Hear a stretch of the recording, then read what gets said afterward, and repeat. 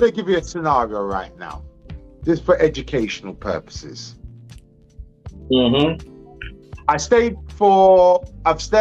in Brazil right now. I've stayed for 3 months. Yeah. I go extend my extension for another 3 months. Yeah? They give it to me. 6 months. Yeah. Can I fly to Colombia for 1 day, then fly back to Brazil when it resets, or you can't even do that? You got 6 months. No matter how you do it, you've got 6 months per year on a tourist visa for a British person, basically. 6 months in that year, that calendar year. So, yeah, that's it. I did my 6 months all in one go. And I had to, the way I had to do that was mad still. You got to show you got over like $2,000 in your bank. I didn't even have that. I had people back in England send me money.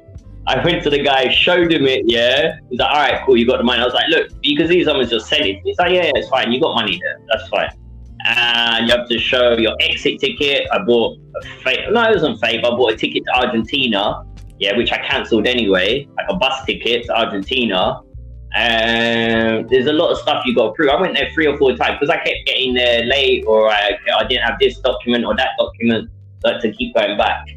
So yeah, and then they gave it to me. They were fine, and they said you've gone over, and I was like, look, I came on the right day within the time, but you were closed. I took a photo. Like I took a photo of the door and had the time on it and the day. So he was like, cool, bye. So you know what I mean? I'm saying Rio, they're not that friendly. It's hard to make genuine friends, but they're still kind of cool and nice. You know what I mean? That kind of you've been there, so you kind of know. They're fine. They're fine. They're nice enough. And he was nice, a customs guy, whatever he is. The immigration guy was fine. He did my thing. Stamped it for 3 months. But that money that I obviously borrowed for some, I just sent that straight back. It was in my bank account less than an hour, and I just showed him. I was like, what the hell? They believe that stuff? Because you need to show you got a decent amount of change in your bank. Yeah. Like, because they're doing that. They're doing that to the Americans next year. I think it's February next year. You got to have over $2,000 in your bank now, and they've got to pay an $85 visa. I think it lasts for 10 or 5 years or something like that. Yeah. Okay, that's interesting. Things have it slightly different to us because there's Americans causing problems out in Brazil than what British have. There ain't that much British out there. So way more French, even British isn't, there ain't that many of us out there. But Americans is not, and they've kind of done some mad stuff out there. Brazilians aren't happy with them as much, so it's a slightly trickier for them. Still fine though, any American can go there or what. I heard that it was because the Americans, they obviously, Brazilians need a visa to enter America. So it was like a tit for tat thing. That's what I heard. I don't know whether that's true or not. I know there's some madness being going on over there, but that's what I heard. Brazil's like, okay, what do you give us for our citizens? We'll do the same. Yeah, you know what I mean? Yeah, exactly. So we're going to be difficult with us. We're going to be difficult with you. DR, Colombia, they're begging for people to go there, begging because they don't have that tourist industry. So you can overstay your welcome in DR. You can overstay and just stay on the exit. Yeah. Country in the world that you didn't. I didn't have a COVID test. I write. They was like, you can turn up, no COVID test, no nothing, just come. Yeah. They were closed for free. Yeah, like, that was DR. I remember. We're opening up when all the world was closed for over a year. DR was like, nah. So DR will always have a special place in my heart for that. You know what I mean? Because kind of like. It got me out of the UK, got me out of the UK and started me on my journey, basically. So I hadn't had no problems out there ever. So met some great people, great times, great experiences. And Colombia too, all have a special place in my heart as well. I support them now. Dominicans play baseball, so I support them in baseball. Colombians football, so always Colombia now. That's my Latin American team. Always support Colombia when they play. And Brazil, still, I like Brazil as well, but Brazil, 6 months. So it's never, you can do 6 months in Brazil, basically. That's it. So, and that's a year. 6 months a year, and that's it. Yeah, exactly. Wow. So I was in that crib, that shared crib for the first month. and I kind of hated towards the end. But okay, fair enough. And I'm looking for a place to stay. Carnival's done now, but I'm like, all right, where am I gonna stay? All right, I want to be by Copacabana. There's the beach there. You know what I mean? I want to kind of experience the beach on a daily basis and whatnot. But it's pricey up there. It's way out my budget. But it was on Airbnb, and then Copacabana, but big letters saying favela. I'm like, Let me okay, stop you there. check. Let me stop you there. Go on. Let me stop you there. Cause I gotta tell the audience. Let me stop you there. So I had to. People would say, "Why are you interrupting him, Big J?" Here's a reason why I'm interrupting. Here's a reason why I'm interrupting. It all falls in with what he's about to tell you. So I've arrived in Brazil. I'm talking to the audience now. I've arrived in Brazil.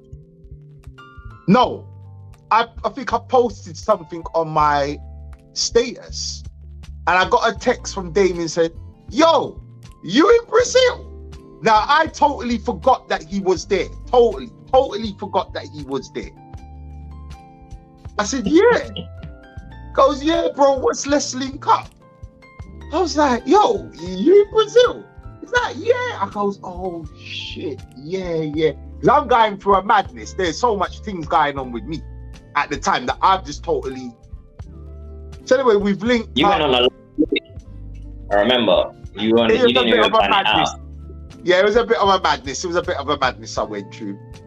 So I remember you came and linked me in Copacabana. So we're sitting, we're chilling with the man, them having a drink, laughing and joking. So Damien comes out with. Now I've heard about the favelas, I've heard about the stories, and you know, as I said, you know, I'm not closed from the world. But the favelas have always interested me. Always. You know, I've watched City of Gods and stuff like it's always interested me. So in our conversation, he's like, "Oh, I live in the favelas." So some of my American friends were like, "What? You live where?" He's like, yeah. You just said it so nonchalantly. Yeah, I live in the favelas. You know, it's safe there. Nothing's happened to me. And my American friends are just looking at him like, is this guy been smoking something? Is he all right? Is he good? Is this guy even lying? Like, so I'm taking all of this in at the time. So I've looked, I said, "Bro, you really live in the favelas?" So he's like, yeah, it's crazy in there. You know, you got a table, you know, people selling drugs, people just getting on with their lives. He's telling me all of this, right? So obviously I haven't been in the favela. So, you know, obviously I'm picturing things in my mind. Okay, telling me guys are there with machine guns. I'm like, So then he turns around and says to me, "Come man, let's go to the favela." And I was just like, yeah, sod it, let's go. My American friends are like, "Big J, don't do it." Don't do it. I said, sod it, I'm going. We got in a taxi. Actually, he called a taxi. I don't know what the hell I was doing at the time. The taxi drove off. I don't know what I was doing at that time. But we got an Uber. Yeah. The Uber just drove off, right? Did he come back? I think he came back. No, I don't know if he came. I don't know if it's the same one or we got another one. I can't remember. But yeah, maybe it's the same guy. I was doing a madness. I remember I was doing a madness and he drove off. So we called another one, right? So I just remember we got in a taxi, right? I have to tell this story. So we got in a taxi. Yeah, tell it. Oh, what's the name of the favela you were staying in? Tabijaras. Okay, that means nothing to me. But anyway, so we got in the taxi. I remember Damien looking at the taxi driver and he said Tabijaras. And I remember the taxi driver looked at him like, "Nah, this guy's smoking some hard food." And he looked back at me. He knew I weren't Brazilian. But I'm watching the taxi driver and I'm starting to have second thoughts because the taxi driver's like looking at Damien like, "You sure you want to go there?" Because he don't know that you live there. But he's looking at you. "You sure you really want to go there? I can take you anywhere else apart from there." I remember Dave, you smiling and you're like, nah, I live there. I've got. So the taxi driver's like, boy, I don't even want to drive. He didn't even want to go there. I remember he didn't even want to go there. At the time, I'm in the back of the taxi, I'm thinking, you know what? This is a bad idea. This is a bad idea. I'm thinking, nah, this is a bad idea. Anyway, we got to the edge of it. So remember, I don't know where I'm going. I don't know where I'm going, people. So we walked in. So he's like, yeah, man, it's calm. I said, nah, bro, like, I'm street smart. I'm saying, bro, just hold that in it, because at the end of the day, I don't know around here, they know you. People, I ain't even gonna front. It's like, when I got in, I ain't gonna lie, I was a bit shook because I don't know what to expect. You hear all these horror stories. But then it's just like, it just went like that. I just started seeing people coming back from work in their rucksack, bars open, people, takeaways. I was like, it was just baffling to me. So then I remember Damien goes to me, yo, yeah, remember I told you about that table? Yeah. I'm like, yeah. Goes, yo, that's the table. People.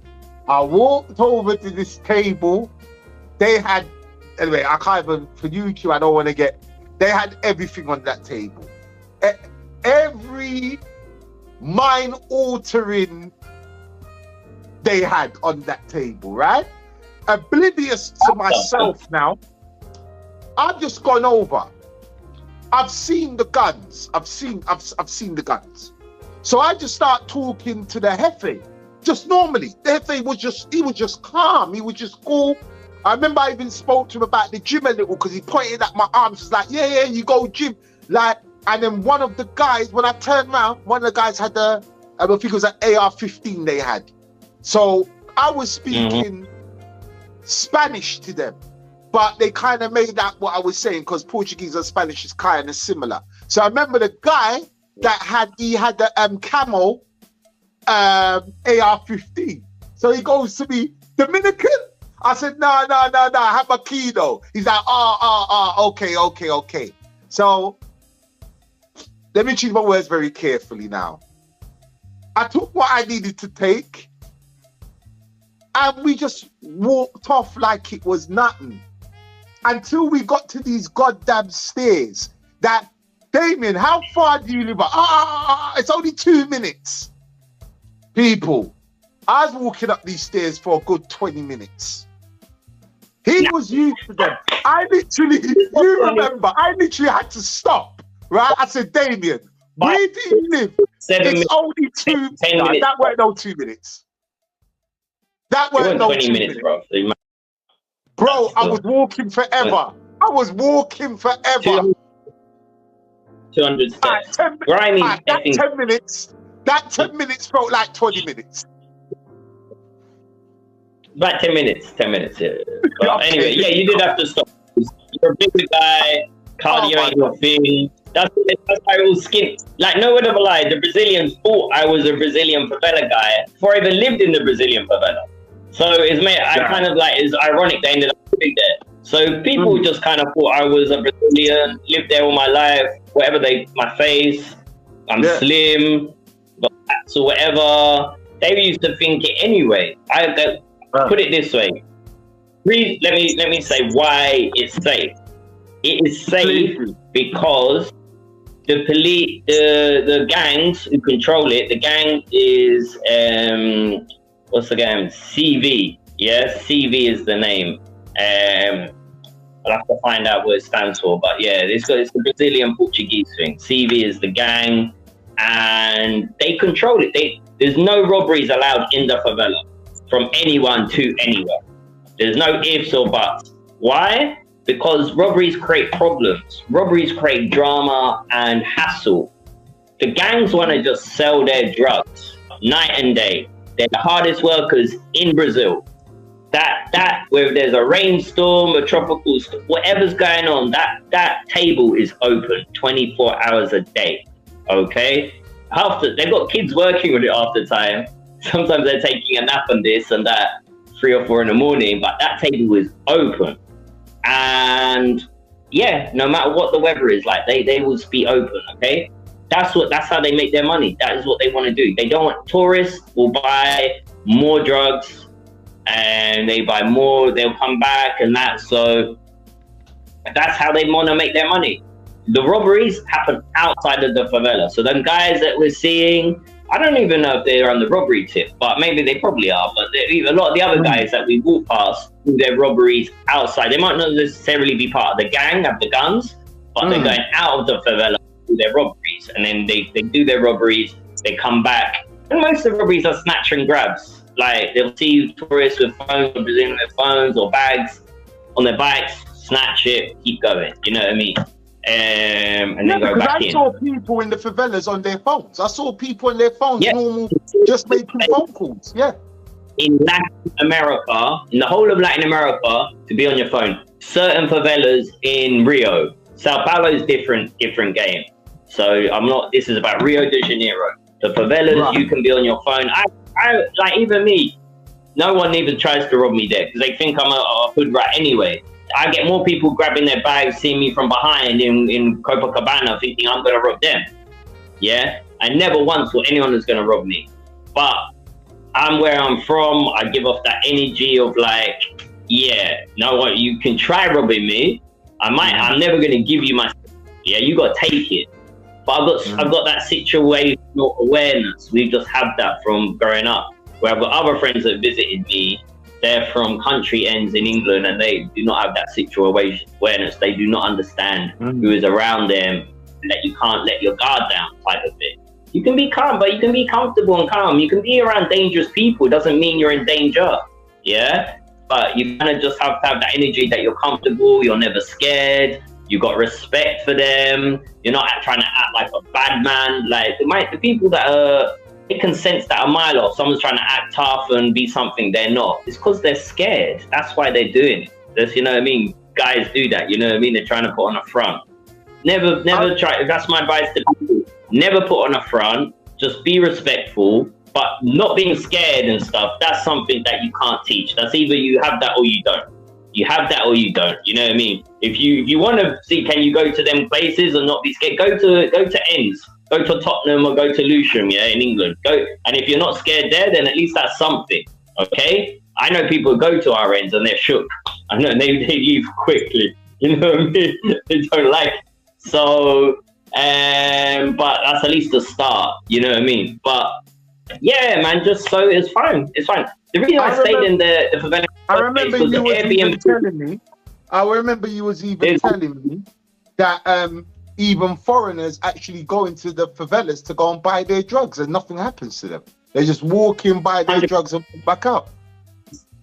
Especially the ones by, this one's called Tabajaras, it's near Siquia de Campos, yeah? And that's the metro station, if anyone wants to know. There's police in the favelas. There's police on there's 3 or 4 exits of the favelas, yeah? I remember we saw them at the tip when we walked in, yeah. About 100 yards away from that table where you got the gangsters of CV with their AR-15s and whatnot, yeah? And the police, you never see them past a certain point. You never see the gangsters go past near the police, yeah? With their guns or nothing, okay? So there's a designated place where they will stay, the police stay, the gangsters stay, and they don't cross over paths, okay? But they got to be packing all the time because the police now and again get funny and want to go in and try and shoot up the gangsters and take the drugs or do whatever. Always have 24/7. It's not even like you think, okay, the gang war, maybe they had that in the past, the two gangs or whatever, but it's more the police that seem to be the issue there. Anyway, because this favela's near, it's like the safest, it's like the Disneyland of favelas. But some Brazilians are scared to go there. There's other favelas, I didn't even bother going because I'm not one of those guys that want to be around the favelas and taking pictures of the locals. It's a tourist thing. No, I was just, my budget, I was just living there. So there's other favelas called Rosina, that's like the biggest one in South America. That's like a tourist place. There's another one called Vidigal. I never even went to them, but people go there and certain Brazilians feel safe there. but they're shook on my one. Yeah, they're shook on my one. But then Brazilians that know Brazilians so rich and poor. So you got your rich Brazilians, and then your middle class ones, and then your poor ones. Your poor ones kind of know my favela ain't that bad. It's right near Copacabana. You know what I mean? Right. I would say to any talk, what go to the favelas in the north of Rio. Don't even think about it. Yeah, that's another. From what I've heard up there, that's another ball game. That's like crazy, mad stuff going up there. Yeah, don't even think about going to that one. But the one I was living in is fine, not a problem. Go there, do your thing. What's the one that you were living in? What's it called again? We'll not be taking pictures or filming at all. Don't be doing that ever in that favela. No. But other than that, it's fine. You can walk around on your phone, you know what I mean? WhatsApp or whatever, doing what you're doing, making phone calls. Don't be on your phone at that table either. They don't want you on your phone making phone calls or talking at that table, yeah? Don't be doing it there. But other than that, it's fine. And yeah, just be respectful. Yeah, it's fine. It's fine. It's not a problem. I mean, I stayed in that favela 5 months. I was there, basically. The whole time I left that, I preferred it way because I had my own spot in there. You came to my crib up them stairs. You were like, "This is beautiful nice." View. Got that beautiful view. The view. The view was spectacular. Off the charts, man. Oh, crazy. So yeah, and it's known as well. Rio people aren't even bothered by the view. You're like, all right, come sit. They know about the views. They know the favelas have the best view. So they're not even that bothered. It's like, wow. For them, it's like standard. It's what they've seen all their life. So. Yeah, and it was fine. I never had any issues there. Never once. No one ever. People have respect, and they just know. They know they did. You don't start on the favela. Even outside of the favelas, no one gave me any trouble because there's enough rich Brazilians. There's enough how can we call it, tourists to rob. They kind of got a vibe of me. I was a Brazilian kind of gangster anyway, which I'm not. But they thought I was. The Brazilians thought I was. So they like. Have a little chain as well. The only people brave enough to wear the chains and whatnot are the people that don't get robbed. You know what I mean? That type of people. People don't even have watches. People don't wear jewelry in Rio because there's so much crime of robbing, that type of thing.